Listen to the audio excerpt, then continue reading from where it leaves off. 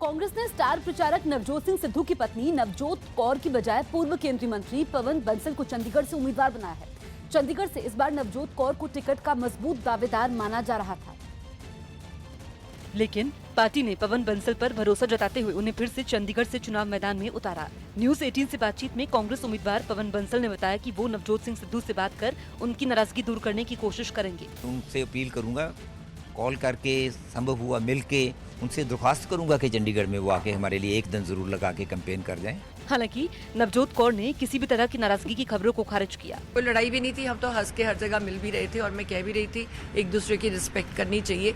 News 18 से बातचीत में नवजोत कौर ने माना कि उन्होंने चंडीगढ़ से टिकट के लिए दावेदारी पेश की थी, मगर अब वो पार्टी के फैसले के साथ हैं। वहीं नवजोत कौर के अलावा कांग्रेस नेता मनीष तिवारी को भी चंडीगढ़ सीट से मजबूत दावेदार माना जा रहा था, लेकिन पार्टी ने नवजोत कौर और मनीष तिवारी की जगह पवन बंसल को फिर से उम्मीदवार बनाया, जो 2014 में बीजेपी उम्मीदवार किरण खेर से हार गए थे। इससे पहले 2009 के लोकसभा चुनाव में पवन बंसल चंडीगढ़ से चुने गए थे। चंडीगढ़ में अंतिम चरण में 19 मई को मतदान होगा। अमित शाह ने कांग्रेस पर गरीबी के बहाने हमला बोला।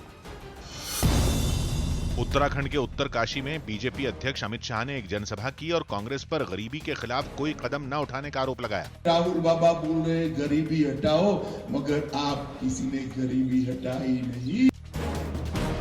बिहार के डिप्टी सीएम सुशील मोदी ने लालू प्रसाद यादव के परिवार में चल रहे झगड़े पर चुटकी ली कि तेज प्रताप को नीचा दिखाने की कोशिश की गई। जो लड़का पिछले 8 महीने से घर नहीं गया है और उसके ससुर को आपने टिकट देकर आप उसको जलील करने का काम कर रहे हैं।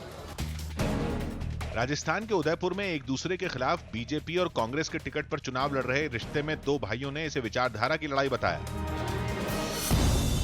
समाजवादी पार्टी के नेता अखिलेश यादव की पत्नी डिंपल यादव 6 अप्रैल को कन्नौज लोकसभा सीट से नामांकन दाखिल करेंगी।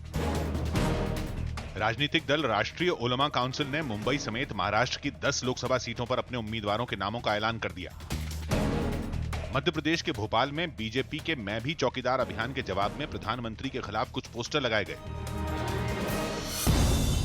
प्रधानमंत्री मोदी की नीतियों की तारीफ करने वाली कर्नाटक की पूर्व मुख्य सचिव रत्ना प्रभा बीजेपी में शामिल हो गई। उत्तराखंड के सीएम त्रिवेंद्र सिंह रावत ने फिर राज्य में 5 सीटें जीतने का दावा किया।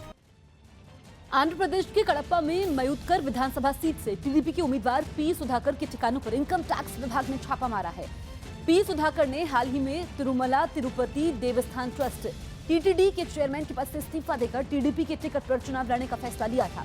छापे की खबर मिलते ही टीडीपी नेता मौके पर पहुंच गए। इस बीच उनकी इनकम टैक्स अधिकारियों से बहस भी हुई। बिहार के बेगूसराय में रोड शो करते वक्त सीपीआई के उम्मीदवार कन्हैया कुमार को भारी विरोध का सामना करना पड़ा। बेगूसराय में कन्हैया कुमार का मुकाबला बीजेपी उम्मीदवार और केंद्रीय मंत्री गिरिराज सिंह से, जिनके खिलाफ रोड शो करते वक्त कुछ लोगों ने कन्हैया कुमार को काले झंडे दिखाए। प्रदर्शन कर रहे लोगों ने बीच सड़क पर खड़े होकर कन्हैया कुमार के खिलाफ नारेबाजी भी की। कुछ ही देर में कन्हैया के समर्थक भी वहां पहुंच गए और विरोध कर रहे लोगों से भिड़ गए। बीच सड़क पर कन्हैया कुमार के समर्थकों और उनका विरोध कर रहे लोगों के बीच काफी देर तक हल्की फुल्की झड़प होती रही। थोड़ी देर में कन्हैया का काफिला विरोध वाली जगह पर पहुंचा, जिन्हें देखकर लोगों ने नारेबाजी तेज कर दी।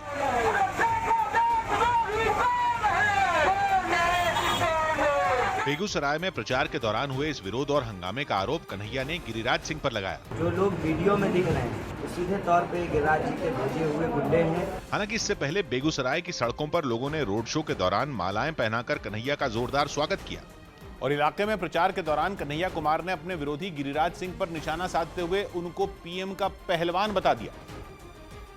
मोदी जी का पहलवान कच्छा पहनने के लिए नहीं तैयार था, अब उसका मान मनोबल करा करके यहाँ भेजे हैं, तो आने दीजिए। इस बार इनको हड्डी चुना लगा करके हम लोग यहाँ से भेजेंगे।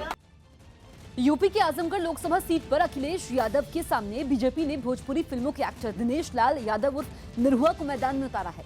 आजमगढ़ को समाजवादी पार्टी का गढ़ माना जाता है और यहां से दिनेश लाल यादव उर्फ निरहुआ को टिकट देकर बीजेपी ने बड़ा दांव खेला। निरहुआ हाल ही में बीजेपी में शामिल हुए हैं और उनके जरिए पार्टी आजमगढ़ में समाजवादी पार्टी के वोट बैंक में सेंध लगाना चाहती है। हर यादव आज ये बात मानता है कि भैया हम यादव हैं, इसलिए हम अखिलेश भक्त नहीं हैं, हम देशभक्त हैं। आजमगढ़ में 12 मई को मतदान होगा।